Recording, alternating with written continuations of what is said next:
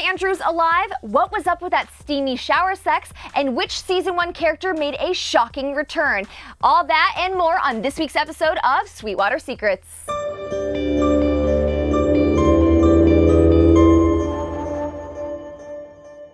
Hey everyone, I'm your host Leanne Aguilera, and first and foremost, if you have not watched Riverdale Season 2 premiere, Chapter 14, A Kiss Before Dying, dun dun dun, you need to leave right now because we are about to spoil everything that happened, and this was such an amazing episode. Plus, I'm going to be bringing you exclusive content from Cole Sprouse, KJ Apa, and Camila Mendez because I was just up in Vancouver on the Riverdale set, and they gave me so many behind-the-scenes secrets about tonight's episode. But first and foremost, hit the comments right now. Tell me what your favorite part of the episode was, or tweet me, and we will be discussing all this stuff because Sweetwater Secrets is your go-to source to freak out over all things Riverdale. All right, guys, now we're going to kick things off with the top headlines of the night in this week's Blue and Gold Breakdown.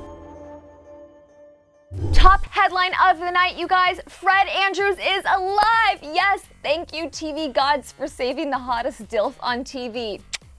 So, we did get to see that Fred survived. It was a little touch and go there for a while, but we got some truly heartwarming flash forwards to what Archie's life might become. And I've got to say, Veronica, you look fantastic in a wedding dress, girl. Loving it. This episode, I was just so excited that we got to see that Fred survived because I think that Archie and Fred's father-son dynamic is one of the best parts of Riverdale, and it's something that I would like to see a lot more from in Season 2. So, praise be, he's okay. Now, the other top headline of the night, oh, hi, Miss Grundy. It's not so nice to see you again. Yes, my least favorite character in Riverdale history made a shocking return in tonight's episode. Now, across Sweetwater River, she was in another town giving music lessons to other teen boys out there, and yes, she is still preying on their innocence. Girl, date someone your own age. It's creepy. Now, just as we were all getting so upset that she was kissing yet another teenager, we saw that the hooded figure, yes, the exact same one that shot Fred Andrews in the Season 1 finale,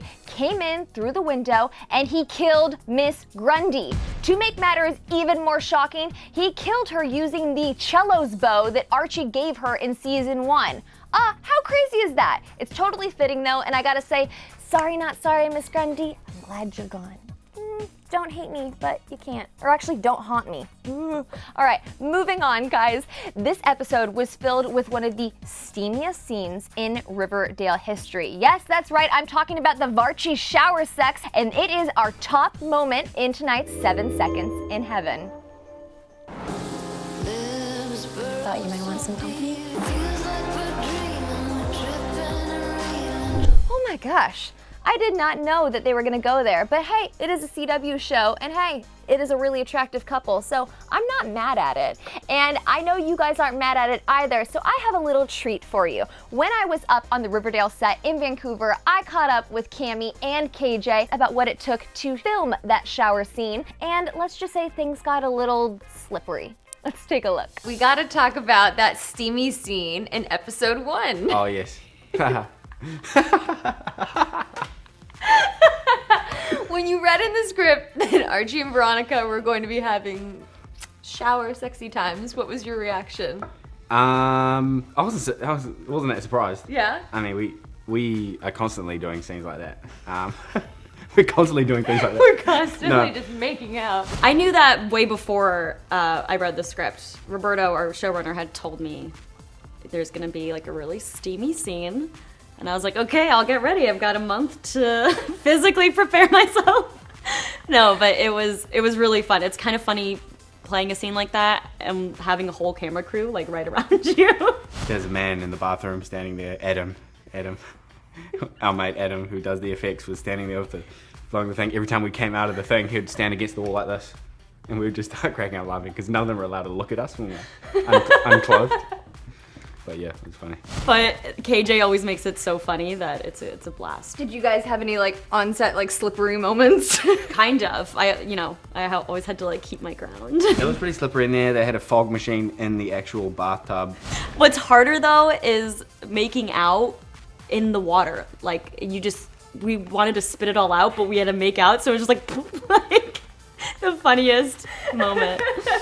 a lot of fun. Those two are the absolute sweetest, and we had so much fun together on set. Get ready for even more scoop from the cast. Now, I've got to give a quick shout out to Betty and Jughead because their kiss by the rain was oh so sweet in tonight's episode. But now, guys, it is time to move on to my favorite segment of the night, Hisses and Kisses. Starting off with hisses. Now, these are the moments that kind of bugged me in tonight's episode, so bear with me a little bit. So, first up, when you invite the lovely Molly Ringwald back to Riverdale, here's my thought. Give her a line. Side note, who else thought it was interesting that in the wedding fantasy scene that Mary Andrews was sitting with the rest of the Blossom family? Now, this is a theory that I've been working on for a while. I think that Mary Andrews is somehow tied to the Blossom family. And no, that's not just because they all have the same gorgeous red hair. I really think that there's a secret there that we will be exploring in season 2, and I'm gonna get to the bottom of it. My next hiss of the night is to the Lodge women. Veronica and Hermione, ladies, what is going on? You guys were such a dynamic force in season 1. What is with all this tension? I understand that with the introduction of Hiram back into the family, that things are gonna be shaken up a little bit, but I really did not care to see these two strong women butting heads so much at each other. You guys, get it together. Now, as for tonight's kisses. Yes, that one is straight to you, Mark Consuelos. Welcome to the Riverdale family, and I gotta say, we barely saw you in this episode, but you make a truly terrifying Hiram Lodge. Not so much that I still don't want to kiss hello for my daughter. Next up, gotta give a major kiss out to my girl Mads because Psychotic Cheryl is the best thing ever. I am here for your delicious, vicious monologue to your mama, honey. Things are going to be different now, Mommy. Better. Also, really enjoyed that random kiss of life that you gave to Fred Andrews. If you're gonna get a kiss from a Blossom girl, might as well be Cheryl.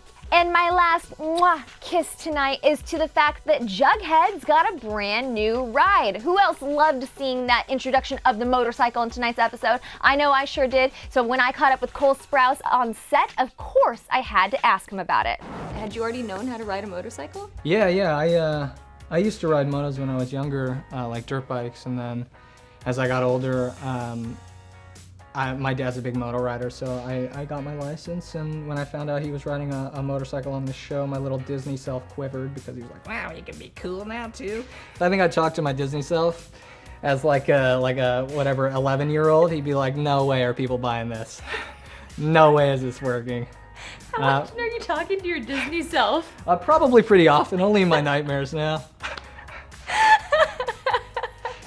Yeah, but it's cool. I mean, it's an old moto, so it's a little rickety. Yeah, they don't let me on it too much because it's definitely a stunt hazard. It feels very classic Americana, and it's a classic cafe racer, so it feels like super old school. And an awesome touch with that crown on the helmet.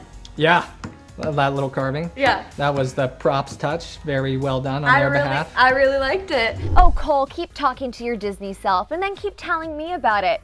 All right, guys, looking ahead to next week's episode, which is called Chapter 15, Nighthawks, I can tease that we're going to be diving even deeper into Archie's psyche as he's trying to deal with the repercussions of Fred being alive, but you know, there's still a shooter out on the loose. And I'm going to be bringing you exclusive scoop from Ashley Murray all about what's up next for the Pussycats in season 2. Plus, Lily Reinhart is going to be filling me in on Bughead's future, and you definitely don't want to miss that. All right, guys, that does it for this week's episode of Sweetwater Secrets. Once again, hit the comments or chat with me on Twitter about your top hisses and kisses of the night, and I will see you next time for even more Riverdale goodness.